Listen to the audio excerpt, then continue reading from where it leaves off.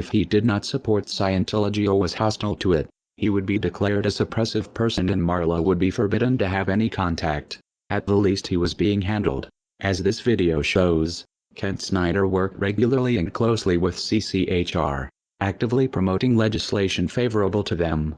This bill is not successful, is not passed, then 2 or 3 or 4 years from now, what you're going to find is you're going to find stories of parents who said, why didn't we work harder?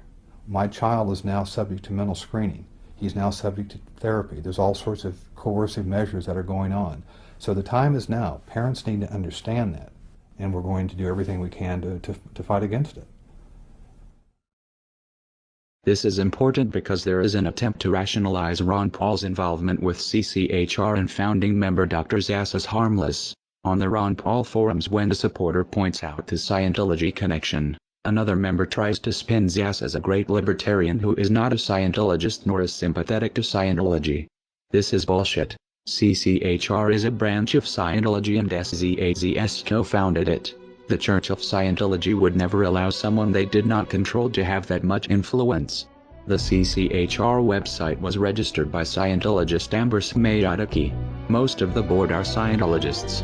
Zass denies being a Scientologist. A representative writes, sharing this battle does not mean that Dr. Zass supports the unrelated principles and causes of any religious or non-religious organization. This can be true working with most organizations, but as we have shown, Scientology does not work this way.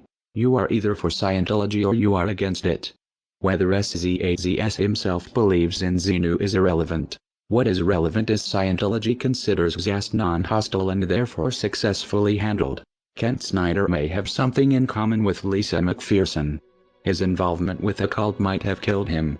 Like Zass, Scientology believes in an extreme version of personal responsibility. That disease is a result of body thetans and it is the Scientologists' fault for not trying hard enough to clear them. If they did, goes the theory, they would be free of disease. Zass doesn't push body thetans, but he does promote a dangerous distorted idea of mental illness that has the same potential effect, discouraging people from getting help because according to him any problems they have are imaginary. The CCHR was created in 1969, founded by the Church of Scientology and by famous renegade psychiatrist Dr. Thomas Zass. From day one, most or many of the senior leadership of the CCHR have been Scientologists.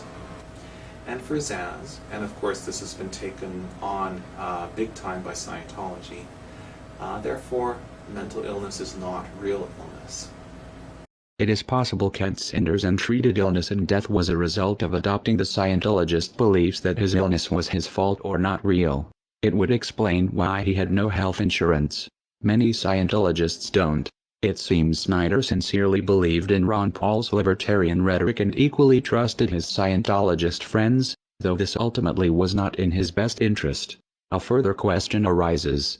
How many of Scientology ideas are influencing Ron Paul's campaign for liberty through CCHR and Zass? The Scientology connection to Ron Paul has been noted in a handful of disingenuous threads on the Ron Paul forum. They are disingenuous because they ask questions